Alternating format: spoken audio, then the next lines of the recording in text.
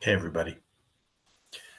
I want to read a section from my newest book, Where is God in All of This? A Conversation, which I think is a really valuable offering, not just because I wrote it.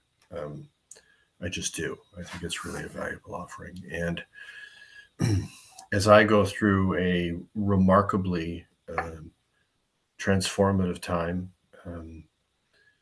in a number of ways that are and have been entirely unpredictable. I suppose that's the nature of transformative times. I keep coming back to this question of why am I here in this lifetime, which is really fundamental to this book. And I think in these bewildering times collectively, this question will serve all of us. What's our place in this? What's our role in this? What are we here to bring forth? What are we here to subdue? What are we here to contain? What are we here to stand for and stand against? And what is this? I know you know what I mean, right? It's like I've asked the question, what is this, on so many different levels. And I keep coming back to, the realization that I have figured out a few things and I have absolutely not figured out a lot of other things. I was really emblazoned on my encoded path for a long time, and then I lost my way.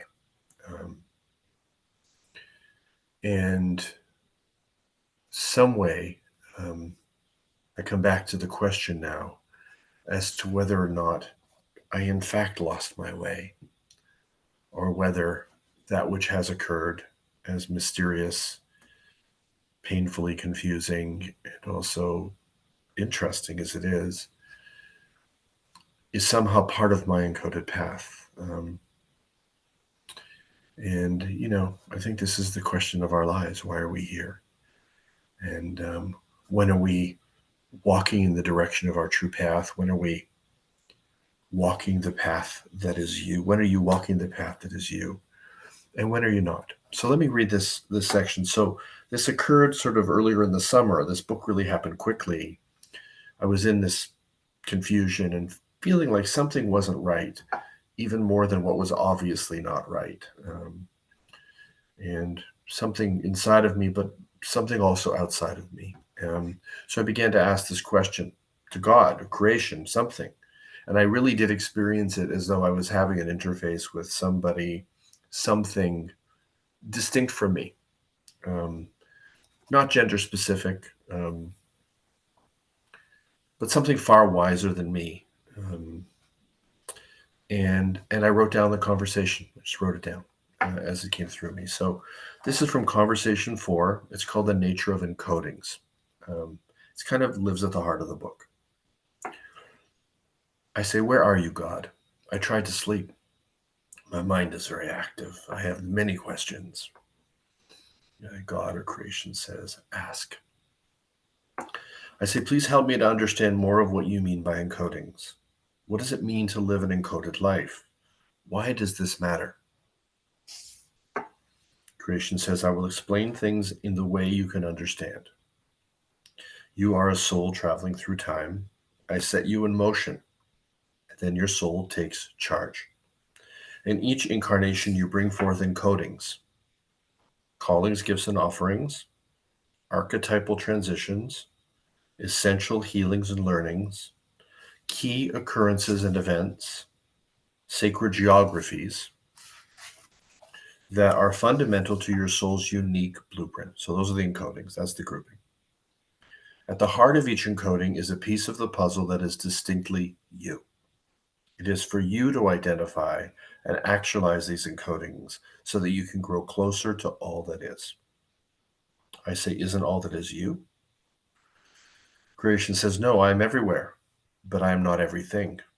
I built the home, but I'm not the home. I created you, but I am never you. I thought that was really important. I say, but aren't we to worship you? Creation says, no, I don't need your worship. The Creator doesn't need a fan club.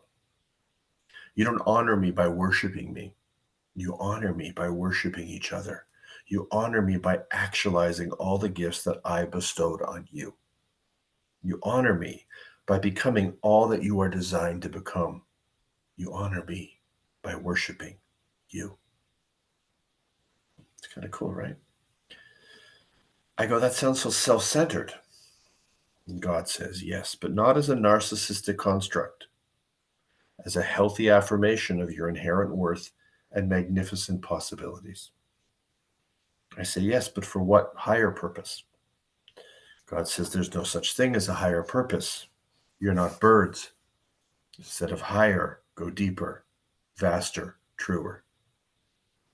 Okay, deeper, vaster, truer. But what's the ultimate purpose? Creation says the purpose for which you were created, to evolve the individual and collective soul. Each incarnation is an evolutionary sequence to be completed.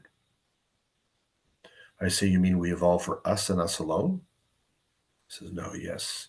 Yes, to become what I designed you to become. Is that not enough? Is that not enough? Why isn't that enough? And does that then advance the collective? Yes, it does. Why not just build us whole?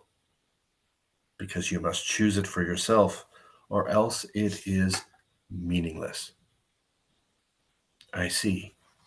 We choose ourselves into being. Yes, and then you become truly sovereign. You follow the trail of encodings lifetime after lifetime, incarnation after incarnation, and then you become more and more whole.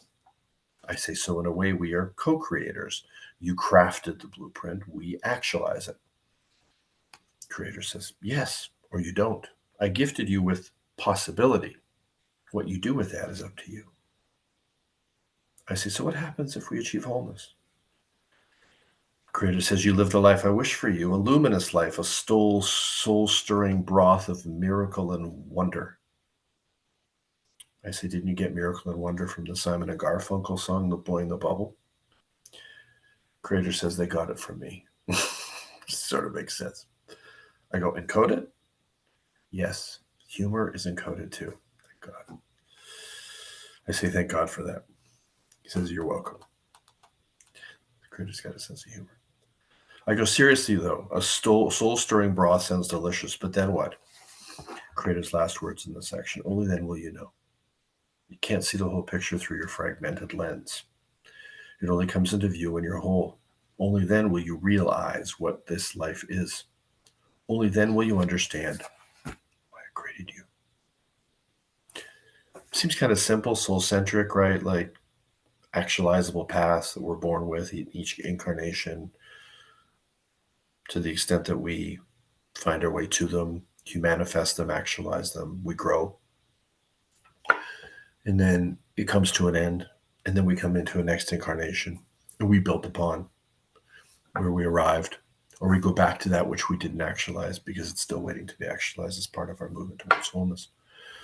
It sounds very simple, but of course, as we know, in this distracting, overwhelming, bewildering world, it's incredibly difficult. Later in the book, we bring through other notions, the protectors, the consciousness that we live in most of our lives that keeps us away from our encodings, because we're just trying to adapt, distort, and mask, and be in our personas and do what we have to do to get through this world. And then we talk also, as another chapter, about distractors, the ways in which we distract from our true path. And you know, in this culture, we go back and forth so often between protectors and distractors.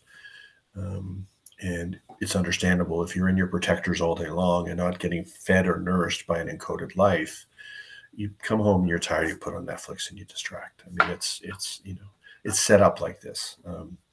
So this book sort of crafts a blueprint of possibility for another way of doing this thing, where we, you know, really focus on the distinction between an encoded life and an unencoded life. And we're all living in various ways unencoded lives, but the idea is to get more and more encoded, for this to be the thing that grounds us and roots us and compels us in terms of our choice making and in terms of our development and in terms of our prioritization individually and within the culture itself, so that we can become more and more what we are meant to become.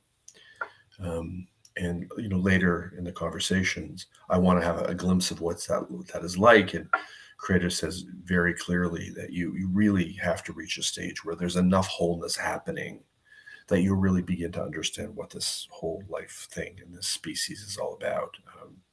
At this stage, you've spent thousands of years just resisting an encoded path, and you see the consequences of that everywhere. So check it out. Where's God in all of this? A conversation. I love this little book. I think it's really rich with possibility. And as I try now to work really hard to evolve the model itself, I'm open to all kinds of feedback from anybody who finds the question of who they are and why they're here engaging.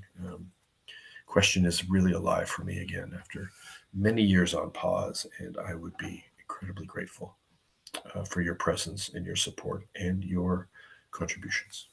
Thank you.